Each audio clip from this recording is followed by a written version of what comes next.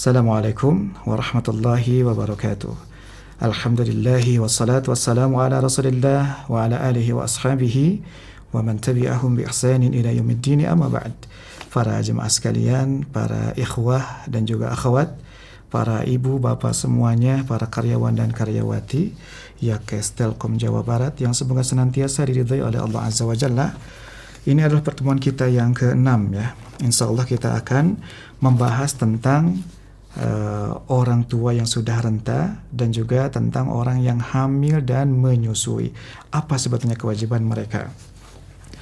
Di dalam surat Al-Baqarah ayat 184 ya, Allah berfirman, "Wa 'alal ladzina yutiqunahu fidyatu ta'amu miskin."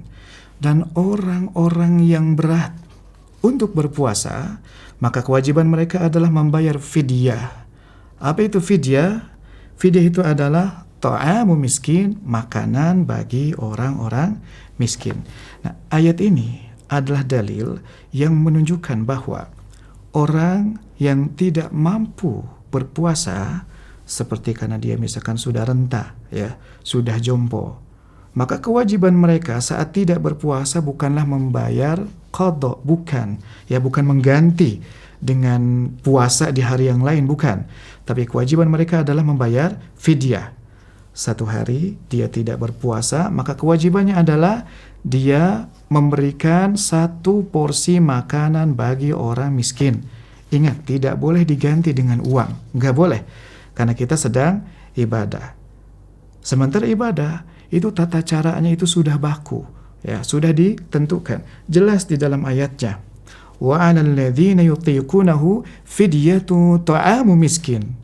Dan bagi orang-orang yang berat berpuasa, maka wajib baginya untuk membayar fidyah ta'amu miskin, berupa makanan bagi orang-orang miskin. Nah, ayat ini juga berlaku bagi wanita hamil dan juga menyusui. Meskipun sebetulnya ada perselisihan ya di antara para ulama terkait dengan apa kewajiban bagi orang yang hamil dan menyusui saat mereka tidak berpuasa. Sebagian mereka ada yang mengatakan kewajibannya itu adalah qadha.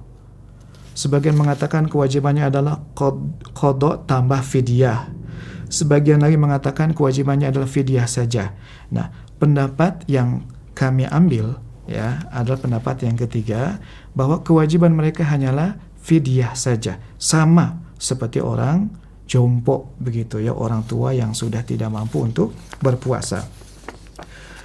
Ini adalah pendapatnya Ibnu Abbas dan juga pendapatnya Ibnu Umar.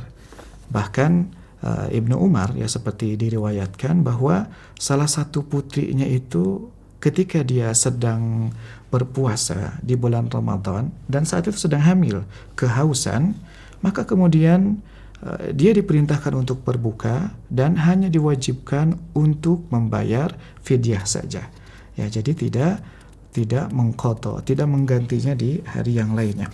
Meskipun dalam hal ini luas ya, tapi saya lebih condong kepada pendapat Ibnu Abbas dan juga Ibnu Umar, dua orang sahabat yang mulia, di mana mereka ya menyimpulkanlah dari sekian banyak argumentasi, sekian banyak dalil, maka disimpulkanlah bahwa di antara pendapat yang kuat terkait dengan permasalahan ini adalah bahwa kewajiban wanita hamil dan menyusui cukup membayar fidyah saja.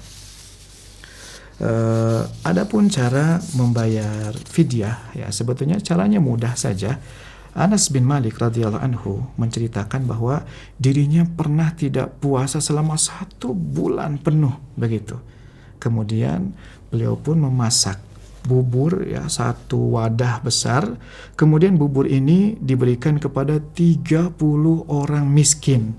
Jadi masak gitu hanya bubur saja. Ya, karena bisa jadi mungkin di saat itu bubur itu sesuatu yang lumrah dijadikan sebagai makanan utama begitu ya. Nah, 30 orang miskin dipanggil, kemudian mereka diperintahkan untuk makan. Nah, kita pun boleh seperti itu.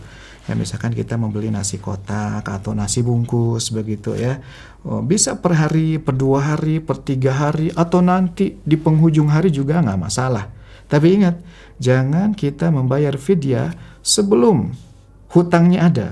Ya, jangan sampai saya ini udah pasti ini nggak akan puasa, saya menyusui dan juga saya hamil misal ya. Ya udahlah, saya dari awal sudah bayar fidyah duluan misalkan untuk 30 hari. Enggak seperti itu. Karena belum tentu kita masih hidup di beberapa hari ke depan. Atau kita misalkan punya orang tua nih, ya punya orang tua, sudah renta, belum apa-apa sudah dibayarkan duluan fidyahnya. Enggak seperti itu. Itu menyelisihi sunnah. Meskipun tujuan kita baik, tapi ingat, ibadah tidak boleh hanya mengandalkan tujuan, tapi juga apakah caranya sesuai dengan tuntunan Nabi ataukah tidak. Kalau sudah ada utangnya, maka itulah yang menjadi tanggung jawab kita. Kalau keharusan kita adalah mengqadha, maka bayar dengan qadha. Kalau kewajiban kita adalah dengan memberikan makanan untuk orang miskin, maka bayar dengan cara itu, dengan memberikan makanan bagi orang-orang miskin. Para jemaah sekalian, para karyawan dan juga karyawati Yakas Telkom Jawa Barat yang semoga senantiasa dimuliakan oleh Allah Azza wa Jalla. Demikian yang bisa saya sampaikan pada kesempatan kali ini. Mudah-mudahan bermanfaat. Wassalamualaikum warahmatullahi wabarakatuh.